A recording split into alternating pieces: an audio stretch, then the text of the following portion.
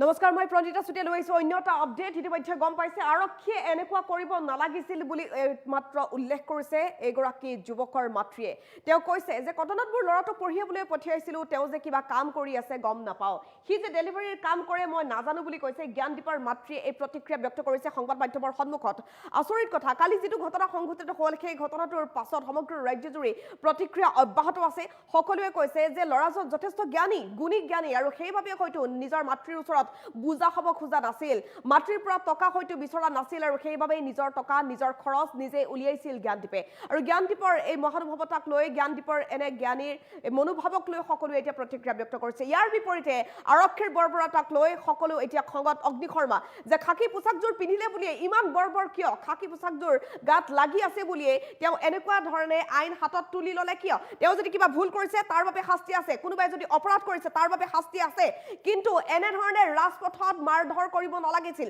তেওঁ লাগিলে জমেটো ভয়ে হওক তেওঁ লাগিলে একো কামেই নকৰক কিন্তু কথাটো হ'ল সাধাৰণ পাব্লিকক এনে ধৰণে আৰক্ষীয়ে ৰাজপথত এনেকুৱা গুণ্ডাগিৰি কৰিব নোৱাৰে যেতিয়ালৈকে ডাঙৰ কিবা এটা ঘটনা সংঘটিত নকৰে কোনো এজন ব্যক্তিয়ে যদিহে তেওঁ ৰাজপথত বহুত ডাঙৰ কিবা এটা ঘটনা কৰিছে তেতিয়া বেলেগ কথা আছিল মোৰ ল'ৰাটোক কটনত পঢ়িবলৈ পঠিয়াইছো হি যে এক্সট্ৰা কাম কৰে ডেলিভাৰীৰ কাম কৰে আমি নাজানো উল্লেখ কৰিছে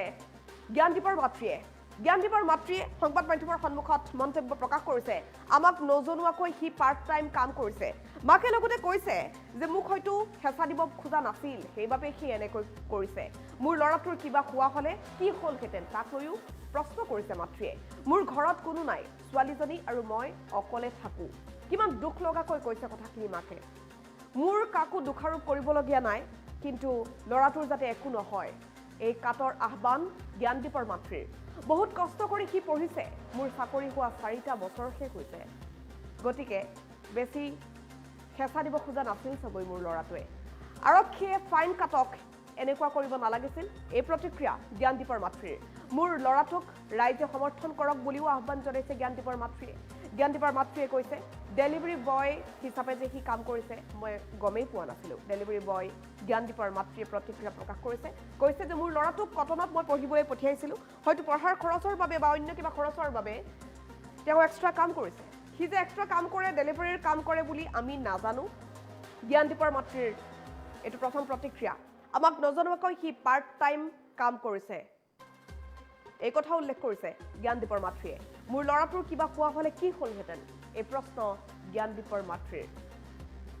মাতৃয়ে অতি দুখজনকভাৱে কৈছে যে মোৰ ঘৰত কোনো নাই ছোৱালীজনী আৰু মই অকলে থাকো কিবা যদি হ'ল হয় কি হ'ল হয় কোনে চালে হয় আমাক কিন্তু ইয়াত মোৰ কাকো দোষাৰোপ কৰিবলগীয়া নাই কেৱল মাত্ৰ মোৰ ল'ৰাটোৰ একো হ'ব নালাগে বহুত কষ্ট কৰি হি পঢ়িছে মোৰ চাকৰি হোৱা 4টা বছৰ হৈছেহে সেইবাবে হয়তো হি মোক হেঁচা দিব খোজা নাছিল আৰক্ষীয়ে ফাইন কাটক কিবা কৰক ভুল থাকিলে শাস্তি দিয়ক কিন্তু এনেকুৱা কৰিব নালাগিছিল জ্ঞানদীপৰ মাতৃয়ে কৈছে মোৰ ল'ৰাটোক ৰাইজে সমৰ্থন কৰক এই কাটৰ আহ্বান জ্ঞানদীপৰ মাতৃৰ কোনো আহক জ্ঞানদীপৰ মাতৃৰ ভাষ্য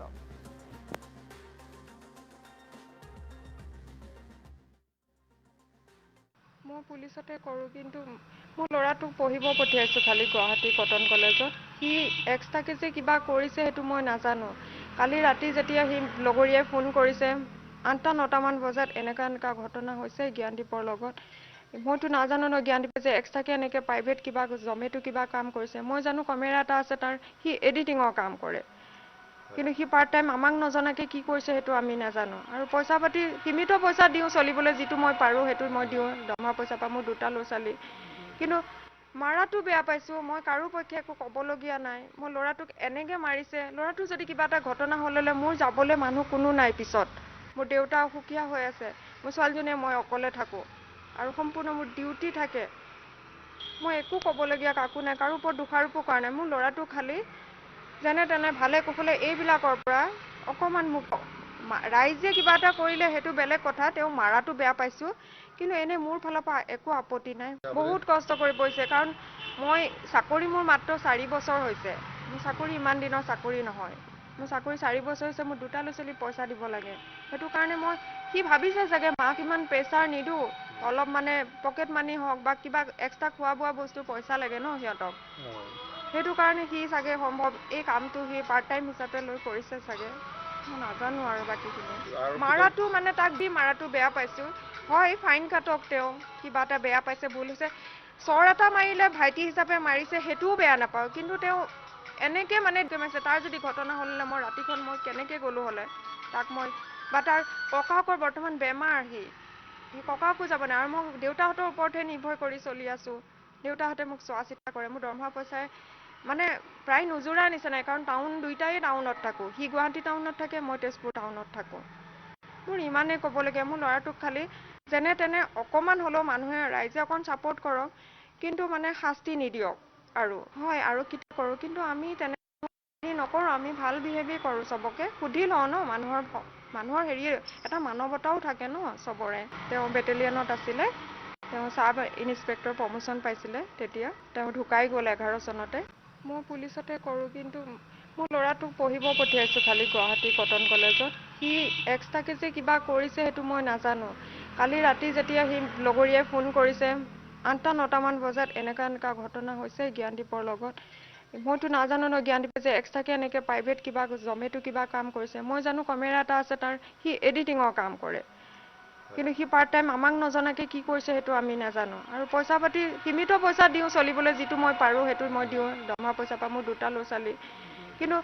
মাৰাটো বেয়া পাইছোঁ, মই কাৰো পক্ষে একো ক'বলগীয়া নাই। মই ল'ৰাটোক এনেকৈ মাৰিছে, ল'ৰাটোৰ যদি কিবা এটা ঘটনা হ'লে মোৰ যাবলৈ মানুহ কোনো নাই পিছত। মোৰ দেউতা অসুখীয়া হৈ আছে, মোৰ ছোৱালীজনীয়ে মই অকলে থাকোঁ, আৰু সম্পূৰ্ণ মোৰ ডিউটি থাকে। মই একো ক'বলগীয়া কাকো নাই, কাৰো ওপৰত দোষাৰোপো কৰা নাই। মোৰ ল'ৰাটো খালি যেনে তেনে ভালে কুশলে এইবিলাকৰ পৰা অকণমান মোক, ৰাইজে কিবা এটা কৰিলে সেইটো বেলেগ কথা, তেওঁ মাৰাটো বেয়া পাইছোঁ, কিন্তু এনেই মোৰ ফালৰ পৰা একো আপত্তি নাই। বহুত কষ্ট কৰি পৰিছে, কাৰণ মই চাকৰি মোৰ মাত্ৰ 4 বছৰ হৈছে। মোৰ চাকৰি ইমান দিনৰ চাকৰি নহয়, মোৰ চাকৰি 4 বছৰ হৈছে। মোৰ 2টা ল'ৰা ছোৱালী পইচা দিব লাগে, সেইটো কাৰণে সি ভাবিছে চাগে মাক ইমান প্ৰেছাৰ নিদিওঁ, অলপ মানে পকেট মানি হওক বা কিবা এক্সট্ৰা খোৱা বোৱা বস্তু পইচা লাগে ন সিহঁতক, সেইটো কাৰণে সি চাগে সম্ভৱ এই কামটো সি পাৰ্ট টাইম হিচাপে লৈ কৰিছে চাগে, মই নাজানো আৰু বাকীখিনি। মাৰাটো মানে তাক দি মাৰাটো বেয়া পাইছোঁ। হয় ফাইন কাটক, তেওঁ কিবা এটা বেয়া পাইছে, ভুল হৈছে, চৰ এটা মাৰিলে ভাইটি হিচাপে মাৰিছে সেইটোও বেয়া নাপাওঁ, কিন্তু তেওঁ এনেকে মানে মাৰিছে। তাৰ যদি ঘটনা হ'লে মই ৰাতিখন মই কেনেকে গ'লো হ'লে তাক মই, বা তাৰ ককাকৰ বৰ্তমান বেমাৰ, সি ককাকো যাব নাই, আৰু মই দেউতাহঁতৰ ওপৰতহে নিৰ্ভৰ কৰি চলি আছোঁ। দেউতাহঁতে মোক চোৱা চিতা কৰে, মোৰ দৰমহা পইচাই মানে প্ৰায় নোজোৰা নিচিনাই, কাৰণ দুইটাই টাউনত থাকোঁ। সি গুৱাহাটী টাউনত থাকে, মই তেজপুৰ টাউনত থাকোঁ। মোৰ ইমানেই ক'বলগীয়া, মোৰ ল'ৰাটোক খালি যেনে তেনে অকণমান হ'লেও মানুহে ৰাইজে অকণ ছাপোৰ্ট কৰক, কিন্তু মানে শাস্তি নিদিয়ক। আৰু হয় আৰক্ষীত কৰোঁ, কিন্তু আমি তেনে নকৰোঁ, আমি ভাল বিহেভেই কৰোঁ, চবকে সুধি লওঁ ন, মানুহৰ হেৰি এটা মানৱতাও থাকে ন চবৰে। তেওঁ বেটেলিয়নত আছিলে, তেওঁ চাব ইনস্পেক্টৰ প্ৰমোশ্যন পাইছিলে, তেতিয়া তেওঁ ঢুকাই গ'ল 11 চনতে। মই পুলিচতে